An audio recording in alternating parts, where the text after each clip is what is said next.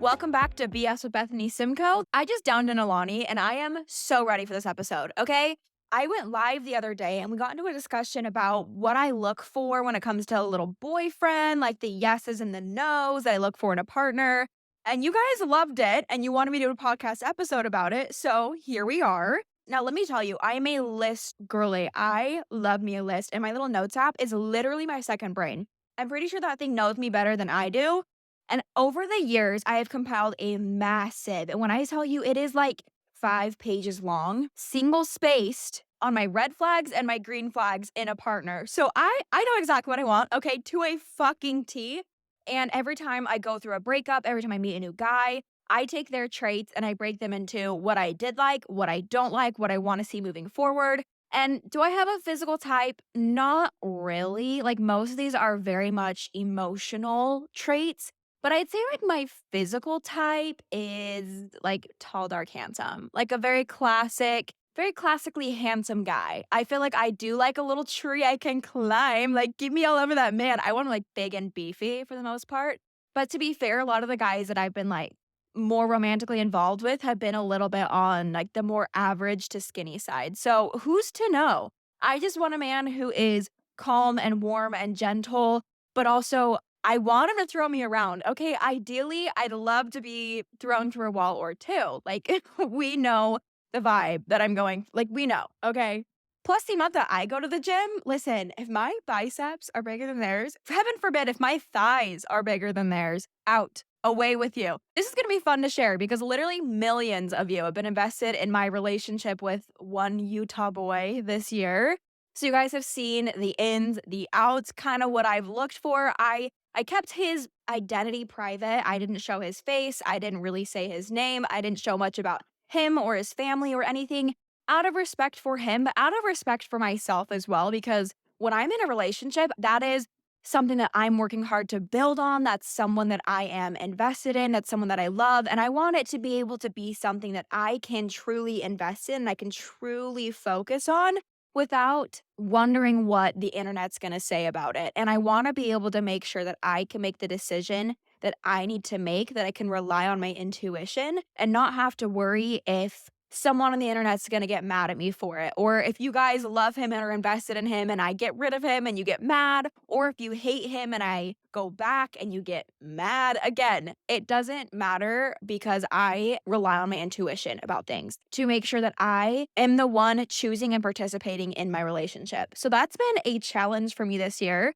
because it's been so fun to share. But at the same time, people do get really, really fucking invested and they think that they know a fucking thing or two. And then they go online and be anonymous and be super rude and just nasty and gross, saying things that you would never say to a friend, to yourself, never say to anybody. Actually, that's a lie. The people that say rude things are probably saying them to themselves. And I just had the realization that anybody who has shit to say probably has been through the same situation as me because, the relationship was fantastic. It was amazing. It was genuinely so much of what I was looking for. But anybody who has anything bad to say probably went through something like that and feels dumb about what happened. And to them, I honestly extend compassion because I know that's hard and they want an outlet to try to remedy that situation, to try to put me down or put somebody else down to feel like they weren't so stupid, to feel like maybe they can do better the second time or, atone for what they did in a way. So to them, I really do extend compassion. And to everybody else, like through that whole situation, I really do appreciate you coming along and being invested and having fun, but realizing at the end of the day, we are living separate lives. This is my individual life and this is my decision. So I think that honestly, most everybody has been so wonderful about this. And it really has just felt like I have like this whole group chat of girlies to share my adventures with. You guys have seen a lot of my romantic relationships and what I look for, and I really haven't been romantically interested in anybody except like one person in the past year. And a little bit about my dating history. Okay, let's dive in because I was a serial dater in like high school, college. No, when I tell you it was bad, I was dating 23-year-olds at 17. Like that was a normal Friday night for me. Like if I was going out with a 23-year-old, just like after the game, like, oh yeah, just go meet up with one. And that went really badly for me at one point. So if you know this story, you know the story. But I grew up, I mean, we have to get into the daddy issues. Like, we have to just dive right in to the daddy issues first and foremost. Okay, let's just not beat around the bush. I did not have a great relationship with my father at all growing up. So I definitely looked for that love in other guys, especially as a young girl. I was on Tinder at 16 years old. Okay, I was banned from Tinder at the ripe old age of 16 because I was just searching for a father figure in any old dude, literally old dude. And it really did get me into trouble. So if you're a younger girl that's like, oh my God, I'm just so misunderstood. And this is something I'm passionate about because I've always felt older than I am. I always felt more mature than my age. I've always felt like I had to grow up really fast. And with that, I didn't feel like any of the guys in my high school could really understand me. I didn't feel like I related to them. I didn't feel like I connected to them. I didn't really feel interested in them. So then I went after older guys. And again, that got me into a really sad, scary situation. So if you are someone in that situation, I would just say, ride it out. Okay. You probably are more mature than those guys in high school. You probably have your shit together. But these 23-year-olds who are willing to go on a date with a 16, 17-year-old, do not have their shit together. They are not any more emotionally intelligent. They are not any less weird than a high school boy because now being only like I'm 21 now. I'm thinking about being 21 and thinking about a 16, 17-year-old. That's a fucking child. Disgusting. I didn't mean to go down that rabbit hole, but that's something I'm like passionate about. That gives you a little bit of context of like, okay, I grew up really fast. I'm mature for my age. Like I'm aware of that. I've got my shit together in a way that I'm not a lot of boys at 21. Still, I don't relate to them. I'm still looking for older guys, but at least I'm not a minor. And I understand now that age does not equal intelligence, does not equal safety. It does not mean they have your best interest in mind. And I'm learning to be more solidified in myself and build my success and fill my cup first so that I'm not falling for someone just because of perceived age and maturity, things like that. So basically, my dating history, I was just hopping around, going on little dates. And then in college, I was an absolute menace. Okay. Honestly, still admire it. I'm like, I don't know how the fuck you had that much energy, but like pop off. So I worked nearly full time. I went to school full time. I was having my clothing brand. Like, I went over that all in the last episode. Like, I was a busy bitch. I'd be up for classes at 8 a.m. and then I'd get off work at 10 p.m. And then after work, most nights I would have a date. Some nights, if it was a weekend or if I was feeling spicy, I'd have 2 dates. And they wouldn't be anything crazy. We just like go grab food or we just go talk or we just go hang out. But like I was getting to know so many guys because I didn't really feel like I had a whole lot of friends I could relate to. Again, I think that's something I've always, oh my God, we're going down another rabbit hole, but that's what we're here for. This podcast is just one giant fucking rabbit hole. But I've always like had a hard time relating to people sometimes. So I prefer one-on-one conversations. Like I don't really do friend groups. I really prefer one-on-one solid connections, solid friendships. So going on dates is so natural for me. Like I love it because it's someone I can just sit and talk to. Like honestly, I really enjoyed getting to know so many people and just sitting down with a person and just talking to them and learning about them. And that was fun for me. But at the same time, like it also got me a lot of experience knowing a guy. Like I can place a guy pretty quickly after one date of knowing, do they have potential? Do they have what I want? Are they going to treat me the way I want to? Are they emotionally intelligent? Are they mature? I can place them pretty quickly because I've met so many of them. So like literally sometimes I'd be dropped off from one day and then go on the next. And sometimes I was making out with them. Sometimes I was just talking to them. It was hanging out with a bunch of people. So I credit that for a lot of my experience when it comes to dating, for a lot of the knowledge that I have when it comes to guys. Like I can read a guy forward, backwards, sideways, inside out, sometimes better than they can read them fucking selves. Just because I've seen it over and over again. Like they are all the fucking same, except for when they're not. I can really tell when I'm like, okay, you have got potential. You've worked on yourself. There's something here. But they all do operate from a very similar standpoint. And then when I was 18, I got my first like real boyfriend. And it's so funny because I was dating older guys, but this guy was actually younger than me, which is wild because I didn't know that. This makes me giggle. I'm like talking all this shit as if I know guys inside out, backwards, forwards, whatever. And this guy fully lied to me about his age for like our first 2 or 3 dates. I thought he was 18. No, this man was 17 years old and still in high school. Now I was the creepy one being out of high school and he was still in high school. To be fair, we were like 4, 5 months apart, but still, it makes me laugh. So I look back on this as partly what the fuck was I doing? And partly, you know what? It's a really good thing I was in that relationship because I really feel like I needed some sort of stability, some sense of calm in my life because 2020 is the year that I went off to college. The beginning of 2020 in February is the time where that really bad situation went down with that older guy. You can kind of figure out what I'm insinuating. And from there, I do feel like I spiraled a little bit, especially in September of 2020. I was in another really bad situation. And this time, I didn't have a support system around me. I was away at college. I didn't really tell anybody about what happened. And from there, I think that's really when I kind of spiraled. But I've always known that I wanted princess treatment. I've always known that I wanted someone who was very aware of their emotions, very much wanted to provide for me, to take care of me and our future family. Like I've always known the kind of man that I want, but I haven't really had much example to look at. The one example I've shared is my brother-in-law, Mike, and he's been in my life since I was like 10. I've seen the way that he dated my sister and the way that he was so kind to me and kind to her. They've lived in like Georgia and Texas. They haven't been around as much like when I was growing up, but sometimes when they visit, like I would see them. And I've shared that story of Mike when I had that Sodalicious cup. If you don't know what Sodalicious is, it's just like a soda shop in Utah. Anyways, I accidentally spilled it all over his dad's brand new truck. He was so calm. He was so cool and collected. He was worried about me, not the car, making sure I was okay. He wasn't angry at all. He helps me in such a calm manner.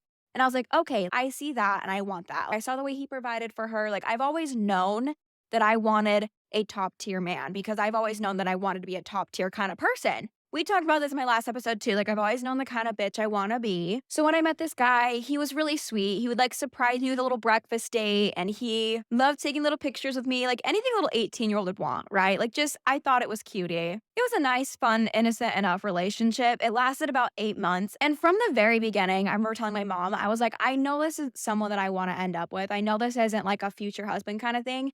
And trust me, I know it sounds bonkers to say husband at the ripe old age of 18, but you have to understand, we're in Utah at this point, okay? I'm living in Happy Valley, Utah Valley, okay, Provo area, where everybody is married at like 19, 20. I've had multiple friends get married at 17, which there's absolutely nothing wrong with. It's just the culture. It's just more normal. People mature at a different rate. It's crazy to see, actually, the difference between people maturing in Utah and the people who have matured outside of Utah. The difference is kind of bizarre, but it really is so normal to get married anywhere from like 17 to 21. Most people in that age range are gonna be married. Maybe it just seems like most people because you just see so many of them, but it really is a lot of people, 17, 18 to like 21, 22, that age range. Very, very common for people to settle down there. By the time they're 23, it's totally normal to have a kid. So at 18, it wasn't too crazy for me to be looking at him and being like, is this someone I can spend the rest of my life with? Is this someone I want to marry?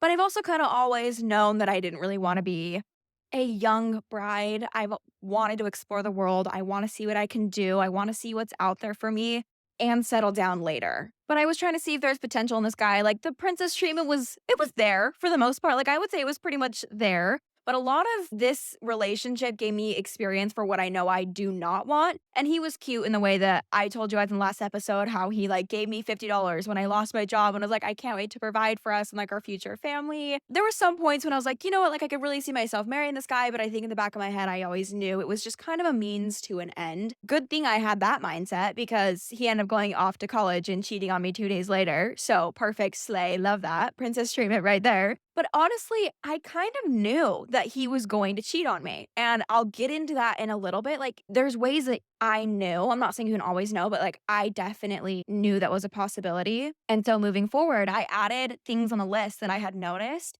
to my no list or to my yes list. And then moving forward, I didn't really date anybody else for quite some time. We broke up in August of 2021, and then I moved to Texas in March of 2022. And I was so determined to not date anybody, to not be in a relationship. I didn't want any sort of man in my life, but I ended up meeting Chocolate Boy through a friend. That thing kind of happened. It was 3 months of getting to know each other, wanted to see if it was a relationship we were going to pursue. And then kind of at the point where we decide, do we dive into this relationship, do we not? I was like, absolutely the fuck not. Get me out of here. And he is another reason for a lot of my absolutely not on my no list. And then I met a guy right after that who I only talked to for about a month, but it was such a stark contrast between Chocolate Boy and this other dude. He was so kind. He was so gentle. He had so much going for him. He was very settled into who he was. There was a lot of goodness there. Like, he was a very good, gentle, kind person.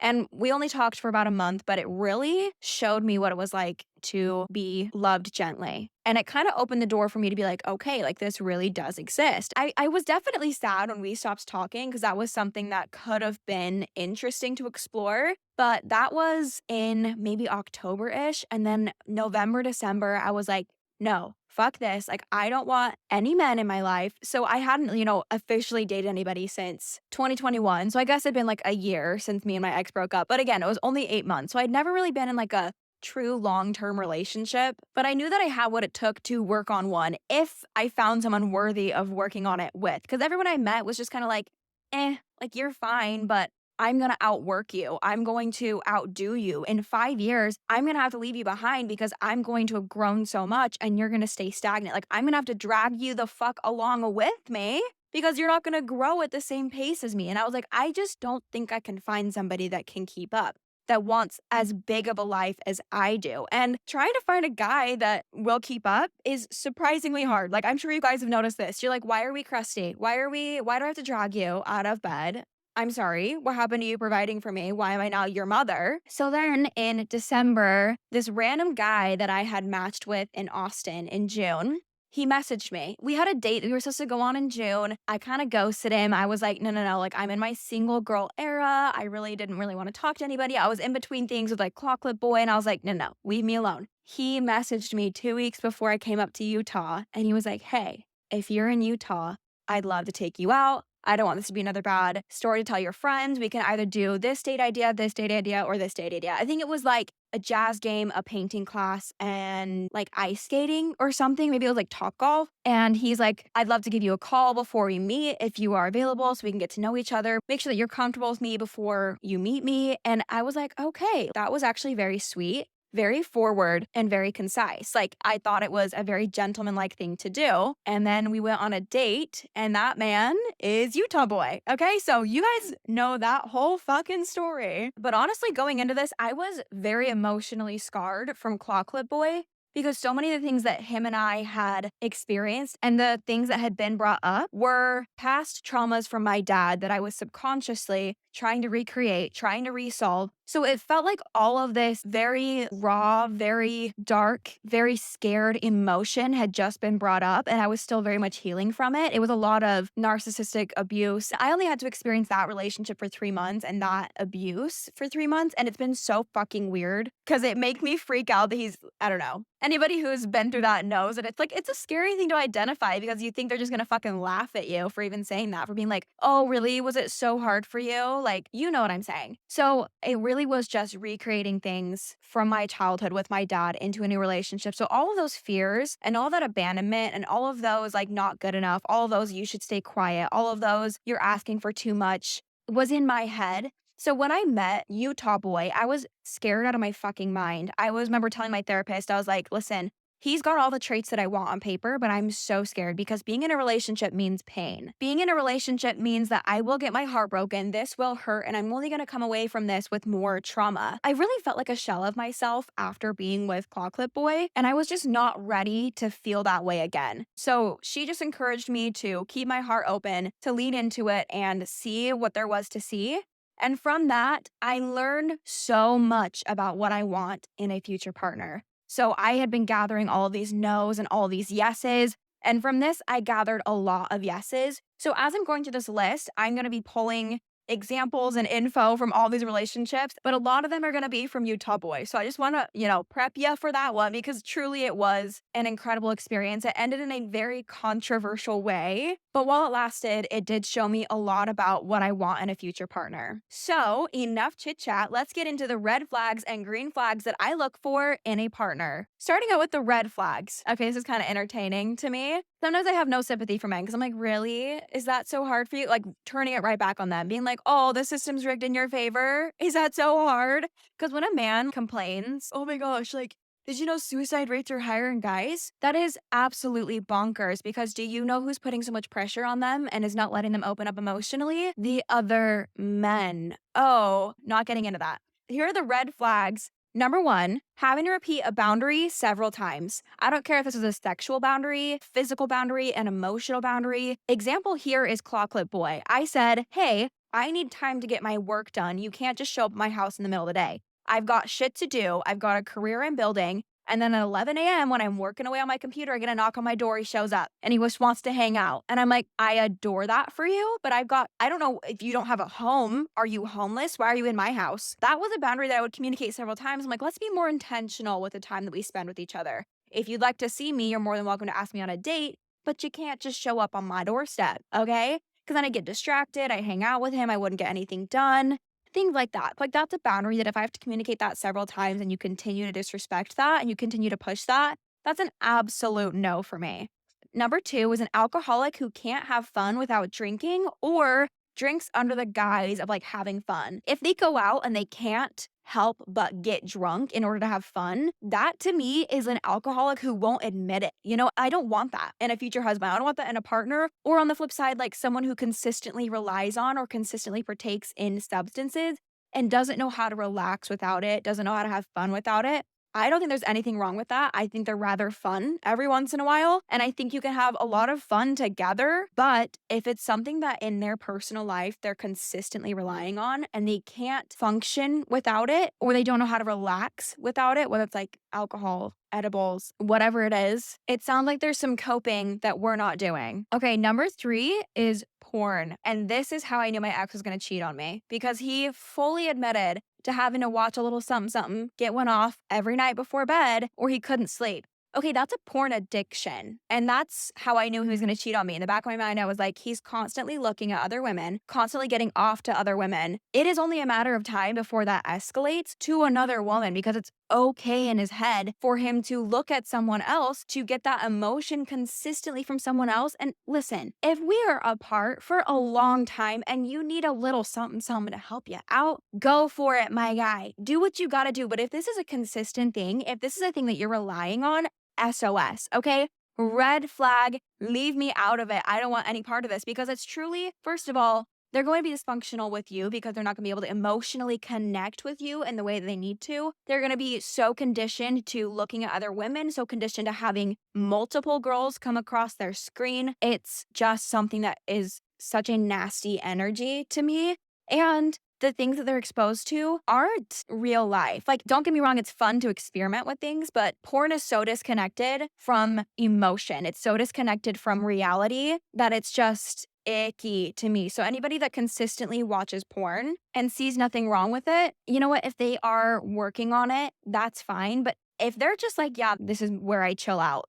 No, leave me out of this. But at the same time, even if they are working on it, I want to not touch that until they are over it. And I know that sounds harsh, but for me, any sort of addiction, this is number four, any sort of addiction is an absolute huge no for me. Whether that's porn, whether that's vaping, whether that's alcohol, I don't care what it is. Any sort of addiction to me is an absolute no. This is just so personal, okay? Do not yell at me. This is just personal. I know this is harsh in some ways, but I know what I want for my life. And I don't allow addictions into my life. If I'm going to trust somebody with my life, I will not allow addictions into my life via somebody else. Because if they're my partner, their life is directly entwined with my life. And I don't want their addictions to be something that we are battling together because I have not allowed addictions into my life. And if they don't have the self-control to break away from that, to not allow it to control their lives, how am I supposed to trust them with my life? Also, it's a pretty clear indicator to me that they are not on the same level as me when it comes to their health, their mindset, and we're just not going to be compatible long term. So that goes into number five, which is no discipline or self-control. Because again, if they can't control their own lives, I am not trusting them with mine. And they're clearly not on the level that I am because I put a lot of value in discipline and self-control because I know that that leads to further success. I know that leads to further happiness. If I can limit the things that I know are fun in the short term, but miserable in the long term, so that I can have things that are fun and enjoyable and joyful in the long term, I want someone who can also have that perspective. So if they have no self-control and they are just simply living for the pleasures of the moment and simply living for nothing else matters. Like, I'm just in the moment, like partying, like no self control, sleeping in constantly. That is a no for me because, again, they clearly are not on the same track as I am. Or if they like fall into peer pressure, it's like, sorry, babe, like the buddies were drinking. I just couldn't help it. I just got fucking wasted and I threw up everywhere. Get out of my sight. That is embarrassing. Don't come home. Go find somewhere else. Sleep on the street. I don't want it. Okay, number 6, men who played a sport and never went pro. Get me out. Literally banging on the doors. Okay, SOS. It just turns me off in the worst way because they're always going to be stuck in the past or it's gonna be like, oh, but my knee, bro, but my hip, I could have gone pro. Coulda, woulda, shoulda, fucking cry me a river and get over it. Leave me alone. It's just so embarrassing. Every single time, I could have gone pro. Nope, next. Okay. Number 7, the tortured artist. Bro, I do not care. Men are not that complex. Nobody gets me like you do, Bethany. The amount of times that I've heard that, the amount of times that you have heard that, what is with the men? Nobody gets me like you do. Brother, get a therapist. Are you joking me? You're not complex. You just think you are. You just think there's so much going on in your mind that no one could ever understand. You just need to go to a fucking therapist and solve your mommy issues. I'm working on my daddy issues. So get your mommy issues on lock because I'm not carrying both parent issues. I don't want to hear it. You're just so different from other girls. That is the most disgusting thing I've ever heard. Okay? First of all, no, I'm not. I'm the exact same. I'm probably worse. That phrase in and of itself is such a red flag because that means that they think that you're not going to cry if they say something mean. That means that they don't think that you're actually going to have emotion or that you're going to be normal around your period, huh? Babe, if you fucking met me on the 3rd week of my period, I will make your life a living hell. Leave me alone. Leave me out of this. But yeah, that tortured artist, misunderstood, emo boy, whatever you want to call him, leave me alone. Okay, number 8 is men who comment on women's body or clothing or anything. I remember this one time, oh my days, Clocklet Boy was just like so gross about this. And anybody that thinks that women can't be successful without using their bodies, like there was this woman who was like walking past us with like a Fendi shopping bag and was getting into her little Porsche. And he goes, oh, I wonder who she fucked to get that. I wanted to punch him in the head. I should have punched him in the head because that's so gross. And like men that think like that think, A, in order for a girl to get something nice, she either has to fuck somebody or be born into it. That's just disgusting to me. Or be like, oh, she probably sold her body, like sold da-da-da. I don't think there's anything, A, there's nothing wrong with that. It's a valid source of income. But B, it's not the only source of income. Girls can be rich without it. Girls can be successful in the exact same ways that men can be successful. And just any man that has that kind of misogyny, literally run away, literally move to a different continent, put him in jail, incarcerate all men 2024. You know what I'm saying? It gives me the grossest vibes. Number 9, obsessed with their male friends or they're like a guy's guy, especially like a frat bro. Anybody who's ever been in a frat is like immediately an orange flag to me. It's like, okay, most likely you're going to be not what I want, but there's a small chance that you could have some redeeming qualities. Anytime that they have that mindset of like, oh, Saturdays are for the boys, or like, I'd rather be with my buddies. I'd rather hop on the game with my buddies, which we'll talk about video games in a goddamn second. There's a difference between prioritizing their personal relationships and being in love with their guy friends, okay? The men who are just fucking obsessed with how their male friends think, who are obsessed with being insanely masculine in their guy friends' eyes is icky to me. And I know they're never gonna give me the treatment that I deserve and the respect that I deserve because they are so worried about being a man to other men rather than a man to the woman that they're with. Number 10, indecisive. Babe, if I wanted to not know where I was going to eat today, I would have stayed home. Okay, you wanted to take me out. Where do you want to eat? You decide. I don't fucking know. I'm going to be happy wherever we go. And any man who's like, I want a girl who knows where she wants to eat, miss me with that. I want a man who just shows up with food or tells me, we're going to go here. If you have a difference of opinion, let me know. Because I will let him know. If I hate it, I'll let him know. But it gets to a point where it's like, just decide. Okay, just let me relax when I'm with you. I want to just shut my brain off and live in fairy tale land with you and be so in love and choose the goddamn place we're going and let's go get Chick-fil-A or let's go get Chinese. I don't care. Just don't make me decide. Or here's an idea. Give me 3 options and I'll decide from one. Okay, but a man who's just like, I don't know, what do you want? I don't know, what do you want? I'm just like so dry. It's like brittle down there. And I have a funny story from when I was in Mexico with Utah Boy because A, he was so kind and gentle in the situation, But B, I also just wanted him to make a fucking decision. So we were walking around Playa del Carmen and I was so hungry. And one thing about me is when I get hungry, my blood sugar drops so fast and I become a literal zombie. I can't make a decision. I can't think straight. I can't form fucking sentences. My brain shuts off. I'm in Delulu land. I don't even exist. I swear to God. So we are walking around Playa del Carmen for like an hour, just trying to decide where I want to eat. And this was on Valentine's Day. Okay. It was like our Valentine's Day lunch. That's always a big deal, right? You got breakfast, lunch, and dinner. You can't mess any of them up. It's got to be like the perfect day. So he's just like, I want you to go wherever you want to go. I'm happy to eat whatever you want to eat. I just want you to be happy with it. So we walked around and I don't like Mexican food, which is hysterical because we were in Mexico. And everywhere we went was either Italian or Mexican. And I don't like either Italian or Mexican, especially when I'm in that mood where I'm starving and nothing sounds good. Because if you know what I'm talking about, you know. Like when your blood sugar drops and nothing sounds appetizing, but you're fucking starving. So that's where I was. And I was just like, no, no, no. Everything you suggested, no. Everything that we passed, no. So he sat with me for an hour as we walked around. I guess he walked with me, not sat with me, until I finally decided on a random place. And part of me was like, I wish that he would have just made a fucking decision. And the other part of me was like, thanks for, making sure that I loved where he went and giving me time to decide. But still, make a decision. Like at that point, nothing sounds good and I'm grumpy. So let's just get it over with. But also, I just love a guy who can voice his opinion. If I'm like, hey, should we do this or this? Or do you like this or this? And they say that. I just eat that shit up. I'm like, ooh, do it again. I like it. Make another decision. Let's buy a house together. So number 11 red flag is rides a motorcycle. Okay, these kind of all go together because rides a motorcycle. Number 12 is in the military. Number 13 is manual labor. Number 14 is crypto. Number 15 is video games. And to sum that all up is number 16, anger issues. How do those all correlate? It's giving ego, okay? I don't like men with an ego. I like confident, secure men. But men with something to prove is an immediate ick for me. Any guy who rides a motorcycle, I feel like they've just got something to fucking prove. I don't know what it is, but it just is giving small dick. It's giving, I can't make a decision. It's giving, I want the men to be in love with me. I'd almost rather them have a big old jacked truck than like a motorcycle sometime. And a lot of times people who ride motorcycles have anger issues and I can't explain it, but they do. And also military, okay? Lots of things going on here. A, I don't want that lifestyle. No, thank you. B, they can't make a decision because they're always being told left foot, right foot, go here, go here. And C, they've got an ego. A lot of times I feel like guys in the military, I think maybe I'm specifically thinking like army, but like I've just interacted with them enough to be like, no. Like, first of all, why do you want to go kill people? Why are you enlisting? Why are you willingly doing that? B, the ego every goddamn time. The anger issues every goddamn time come out to play. So the lifestyle, the anger, the ego, 0 out of 10 for all of it.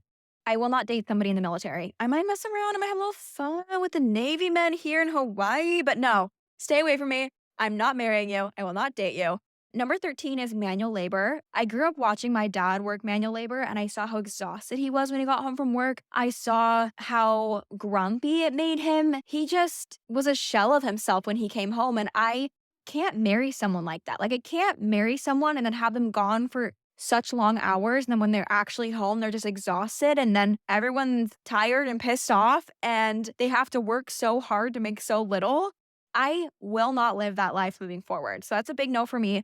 Again, they're also surrounded by a ton of guys and they kind of have that guys mentality sometimes. They've got those anger issues sometimes. Just a lot of like toxic masculinity that I just don't fuck with. And I just like me a little white collar finance dude that can work around the house, okay? All you gotta be able to do is just like some basic faucet fixing. If you can throw up some siding, that'd be fantastic. But as long as we've got our plumber on speed dial and enough money to pay for whatever remodel we need, we're golden. Okay, but number 14 was crypto and a guy who's like obsessed with crypto. Part of me wants to cry. Part of me wants to like giggle. Like, oh my God, that's so girly pop of you. How are your webkins doing in there? Are they growing? Are you feeding them? That's so cute. Stop. Okay.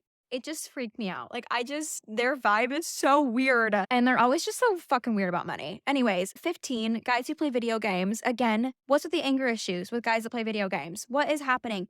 I grew up tiptoeing on eggshells around people with anger issues, around men with anger issues, around people who couldn't control their emotions. And I will not play mother. I will not play that anymore. I will not play the walking on eggshells game. I just want out of it. Also, video games, like, they just get so distracted by it. Like, it becomes an addiction a lot of times. It becomes an area of escape where they don't want to think about their problems. And there's a difference between them spending some time with the guys, spending time with people that they love on it. But I feel like if it's a consistent thing, it just is gross to me. Okay. It just doesn't scream mature. It doesn't scream provider. What it screams to me is violent and a little lazy. And you're 30 years old and you spent 10 hours on this game this week alone. Like, that's 10 hours we could have been exploring a life together. Listen, I get it. If like my dream man comes along and he wants to play a little something something every once in a while with some buddies he doesn't get to see very often, or if that's his like outlet that he just really adores and can do it in a very healthy way,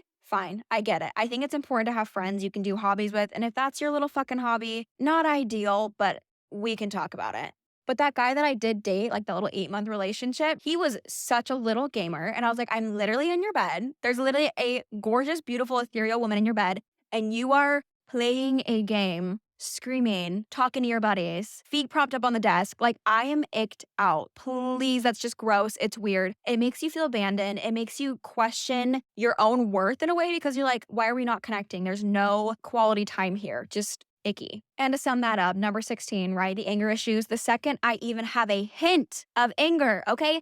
Whether it is road rage, they've got like just too much behind their road rage to the point where you're like, oh my God, like that was actually a little scary. Or any sort of like anger or fear inducing behaviors, it is only a matter of time before that escalates and I am out of there. Okay, number 17, political views. Just don't be an asshole. Okay, it's not too hard. We don't have to agree on every fucking point. I think it's fun to have discussion, but I think we should agree on 98% of the points. Just in general, don't be an asshole. People's decisions are none of your business, and be kind. Number 18 thinks princess treatment is quote unquote gold digging. Shut up, because every man that I've ever met that used the term gold digging, I make more than them. It's always the broke guys that want to say gold digging because they're so insecure about not having money that they're like, oh, you just want me for money. You don't want me for my other trait. No, I want a bitch who can provide, because if I wanted a bestie, I'd go make a bestie. I want a husband, provider, partner for life. Number 19 makes fun of my career in social media. Oh, how's your little social media? How's your little TikTok? And we're done. The second they use, how's your little business? How's your little podcast? Shut up and leave me alone. I don't like being belittled. It also makes it so hard for me to thrive and for me to focus and for me to take it seriously if they're not taking it seriously. Having that voice in your head is just gonna take it down a notch every single time. Number 20, lives at home with no actual plan to move out. Yeah, I'm gonna move out. I'm gonna buy a house. I'm just saving money on rent till I can buy a house. The market's just so bad right now. No, that's a lack mindset. We don't fuck with that in a husband. We don't. No, thank you. But listen, if they're living at home taking care of their mom or their sick dad, that makes sense. I get that. That's a legit reason. But if they're not there without a legit reason or a legit plan to get out, miss me with that immediately. I want a man with a house. I want a man with a mortgage. Bare minimum, his own apartment. Another red flag for me, just like an unofficial one, roommates. I won't date a man with roommates. I can pay for my own shit. I don't have roommates. Why do you? I love this. I love being a little hater. This is so fun. Okay, 21 calls sitting and watching TikToks for hours quality time. If you're just like hanging out, doing a little carcass time together where you're just like shutting your brains off and just laying around and watching TikTok, I love that. That's so fun, but that's not quality time. That's just doing nothing together. Quality time is so different, and that doesn't get to be counted as, oh yeah, we had some quality time. We're spending lots of time together. We just watched a movie. We watched TikToks. That's kind of quality time, but that's not going to float a relationship. And if they think that that is all that's required, then that's not going to give me the relationship that I want. So 22, won't carry his weight around the house. This is cooking, cleaning, laundry. That's not my job, okay? I learned to do cooking, cleaning, laundry, chores on my own in my own life. And you should learn how to do that on your own in your own life. And then we come together and figure out how to best share that in a way that makes sense. But it's not my job, especially with children. If he's not someone that would carry his weight with children or thinks that children are my job to take care of, and thinks that he didn't contribute equally 50-50 DNA to that child, we are parents, plural, not just parent, me. If you better know where they go to school, you better know their teachers' names, you better know the route to get there, and you better prioritize the time to get to know your offspring, your child, this thing that you created and love. Like, that is so unbelievably bare minimum. I would love a man who was like, I want to coach my son's soccer team. I want to make sure I'm there at every single gymnastics practice, cheering my girly pop on. I want a man who is so excited to show up for me and his children. Okay, number 23, avoidant attachment. I've said enough. Okay, avoidant attachment, no. No, ma'am. Secure only. Even I'd rather have anxious. I'd almost rather have like an anxiously attached, cutie little guy than an avoidant one. Okay, absolutely not. I'm only going to end up with somebody with a secure attachment. I know that for a fact. But you know what? An anxious attachment can be adorable for like 2 seconds, but an avoidant attachment makes you want to throw up. Get out of here. I want to feel safe in this relationship. So anything avoidant is just so gross to me. Number 24, disrespectful of exes or past flings. Like either A, treated them disrespectfully or talks about them disrespectfully. Because if you're talking about other girls disrespectfully, like I know that's going to be me next. There's no difference between me and your past girlfriend except for that I've got a different name. I'm a different human. Like the way that he treats his exes and the way he speaks about them speaks volumes about where this is going for me. And this is a very hot take, but I actually don't mind a guy talking about his ex at all. I prefer it. I prefer to get to know what's going on in his mind when it comes to how he treated his ex, if he regrets anything that he did, what he learned from it, how he was treated, if he learned anything from how he was treated. Like, I love learning from those situations because that person was such a big part of your life for such a long time that I think it's naive to pretend that you can't talk about that. Like, you've learned so much from that situation. Let's talk about what you've learned. Let's talk about what you want to establish moving forward. I honestly don't think like you should pretend that ex didn't exist. That's not to say that comparing to an ex is fine. Like, that's a completely different road.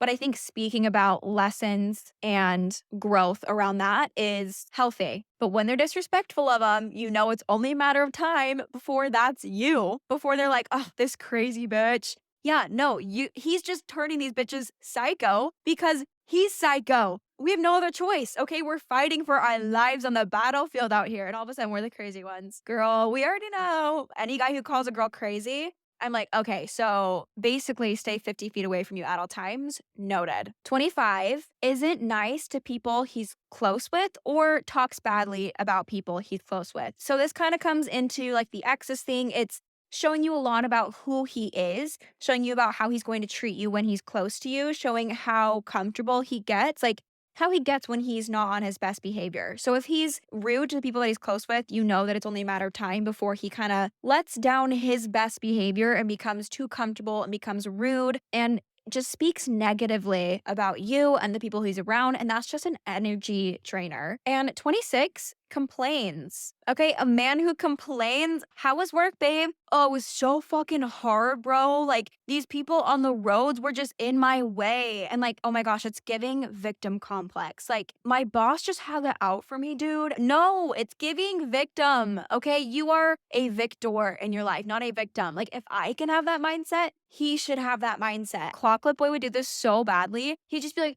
dude, do you not see these dumbasses in front of me? Like, I swear I just like attract them. I swear they just like have it out for me. And that's just so gross. I'm like, ew. Literally, ew. That's so gross. Like, they really think the world revolves around them to the point where everyone's just trying to make their life so hard.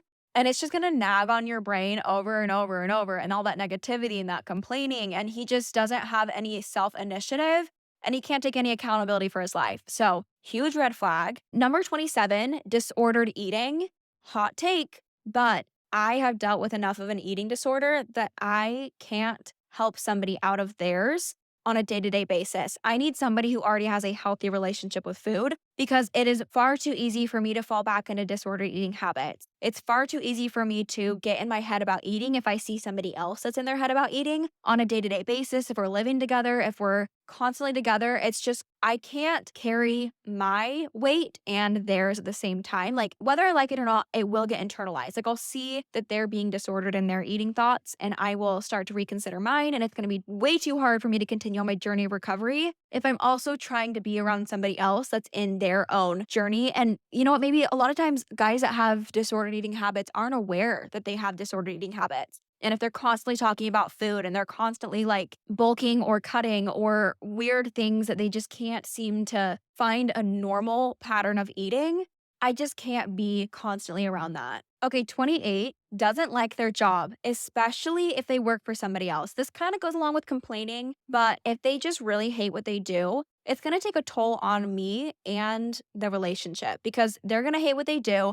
They're gonna come home drained, their cup isn't gonna be filled, and no matter how much I fill my cup, I can't also continue to fill their cup if they hate what they do, if they come home drained, if they're constantly looking for a way out, if they're constantly unhappy with what they're doing and coming home from work pissed off and not excited to wake up and go to work. And it just sounds like such an energy drainer.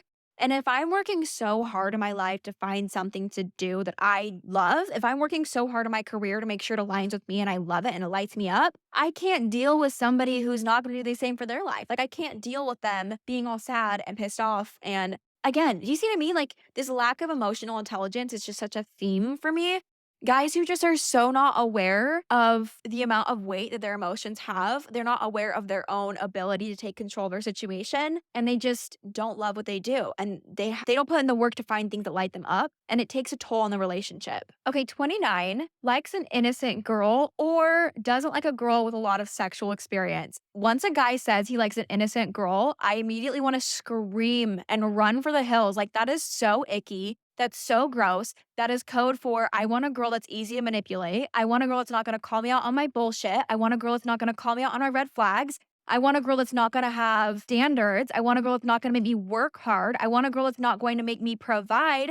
I want a girl that's going to let me sit back, put my feet up, put the game on, put a show on, and do fucking nothing while she's mentally struggling, while she's trying to figure out her own emotions and carry the weight of both of our emotions. Like, do you see how this spirals so fast?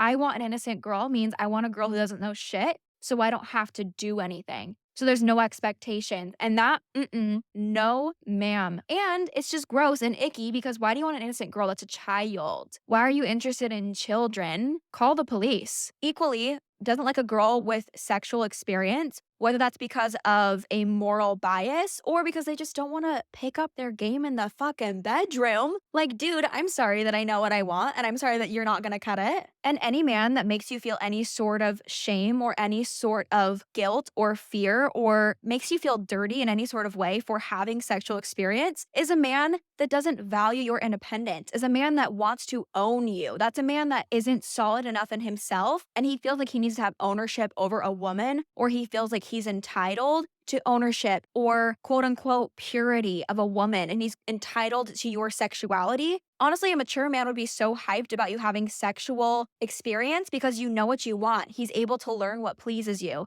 He's able to learn what you like, and you guys are able to explore that further together. And he's able to know that you're in the right mind to make a decision that, yes, you're who I want for the rest of my life because I've experimented, I've explored, and I know exactly what I want, and it's this. You hit ABC criteria. I know who you are. I know what I want. This is one thing with Utah Boy and I, as we've both explored extensively in our personal lives, and we both knew exactly what we wanted. So when we did have that chemistry, it was fantastic in every aspect, emotional, physical, mental, all the aspects we had explored, we knew what we wanted. So a man that A, wants an innocent girl, or B, wants a girl who hasn't experimented or has no experience sexually is just a lazy, insecure dude. Okay, number 30. Also, as we're getting into this, I don't think we're gonna have time for any of the yeses. That's gonna have to be a completely different episode because we're already coming up on like an hour of recording time. When I edit, it might go down a little bit, but bitch, I've got a lot to say. I know exactly what I don't want in these men. Okay, they're crusty, they're coming out of the woodwork. But anyways, number 30, has a bad relationship with his family. This is a tough red flag because it's not always his fault. But again, this is my list. This is my ideal husband. And I'm not saying that, hey, if there's a dude out there with a bad relationship with his family, that you have to drop him, that he has to feel bad about it. But for me in my life, I've got a dysfunctional family. And I want to raise my children in a place that they can see what a functional family looks like. I want them to have an extended family side that they can go to where they know that they're going to be safe, they're going to be loved, they're going to be nurtured no matter what. Like there's not anything under the surface. I just really want them to experience that safe, healthy love. And I want to experience that. I want to witness that in another family.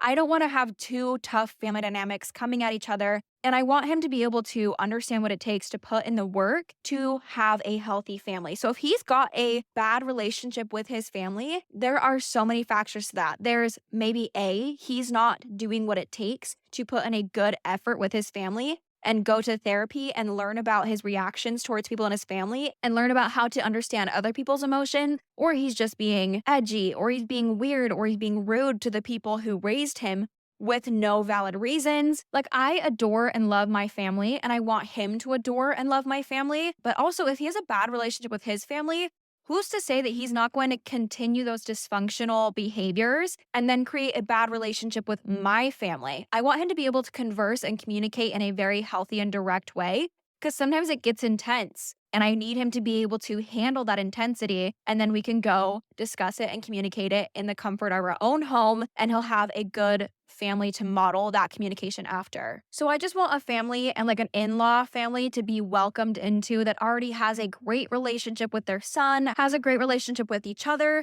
Because essentially, I want to have a great relationship with them if they're going to be my family. So if he has a bad relationship with his family, then that's going to be my family one day. And I don't want to have a bad relationship with my family. Like we're all going to be family one day. He better get his shit together and learn to communicate. And the last one, number 31, is disrespecting women in any way. Again, I think we spoke about this earlier in, doesn't think that women can succeed without using their bodies or without the help of a man or comments on their body or clothing or anything, but it really comes down to disrespecting them in any way. If I see that we are at a restaurant and he is disrespectful, even offhandedly, to not even just the waiter, but any women around us, I want him to be respectful to all women. Like, I want him opening doors. I want him being a gentleman. I want him making sure that both me and my friends are taken care of if we're out and about, right? Like, being disrespectful to me, my friends, strangers, any women is a huge red flag because that is a direct result of what he thinks about women internally, right? That internalized misogyny is a no-go. That's not someone I'm going to build a healthy, beautiful life with because they're not going to view me as an equal partner. If they disrespect other women and view them as lesser than equal, then inherently he views me, a woman, as less than equal. Okay, you guys, we only got through one page of the 5. That is insane. Oh my God. Okay, we just chit-chatted for so long. But honestly, I had a lot of fun with that. Like, I've been writing out this list since I was like 16 years old. So I hope that you enjoyed that because I'm going to be adding to it. Okay. Already I'm going to be adding to this. I'm always adding to this because I know what I look for in my future self and I know what I look for in my future relationship. And I firmly believe that all of us deserve that fairy tale love. So I think being aware of like what we do and don't look for in somebody is pivotal. Like that's a huge deal. I got a huge list of green flags I look for because while yes, it's so important to know the red flags that you don't look for, I think it's also really important to be able to identify when somebody comes into your life. Oh, you sexy little thing. You're exactly what I want. You check A, B, C boxes. It's not just, oh, you've avoided all my red flags. It's, no, you've fulfilled my hopes, my dreams, my desires, my fairy tale love. You communicate with me. You work with me. I feel loved. I feel desired. I feel fulfilled. All those things. So let me know if you guys want the episode. And by let me know, I just mean let me know how soon you want that green flags episode because I can record it and get on it, or I can give you guys a second to like digest this one because it is so fun to talk about. And honestly, I can't wait to find Mr. Dream Man that fulfills this criteria because he is going to be literally an angel walking the face of this planet. And I already can't wait to meet him. Because girlies, we do not settle. We are building our lives. We are living our lives. We are learning about ourselves until we find the person who is willing to step up for us, who has built their lives and put in as much effort as we have. And if there's one thing that an insecure man can do, it is tear down so much of that personal work, so much of the hard work, so much of the hard-earned self-esteem that we have put into ourselves they can just tear it away so quickly just with their insecurity. So I think that's the main point of this list is a lazy and insecure guy. It's just something that I will avoid at all costs. So I also hope you guys got some inspo from this. If you're like, oh, my boyfriend ate shit actually, or this guy that I'm interested in actually hates women. That's so crazy. Maybe I should move on. Little things like that, just the basics. But seriously, if you have any inspo from this, let me know. I want to know what you guys think and what you guys look for and like your red flags, because we are just truly here to be treated like the little princesses that we are, or the little princes, or just the royalty that we are. So that sums up my list of red flags that I know to run for the hills if I see these in a man. Won't touch him with a 10-foot pole. Get out of my face. I'll post a list of all these on my Instagram just so we can have these. You can refer to them. You can write them down in your little journal, tattoo them across your forehead, read them before you go on a date, just to make sure this man isn't crusty. So follow along. I'd love to hear from you guys. Let me know what you think about this episode, and I will record the green flag. So just let me know when you want that episode. But this has been this week's episode of BS with Bethany Simcoe. I will see you when I see you.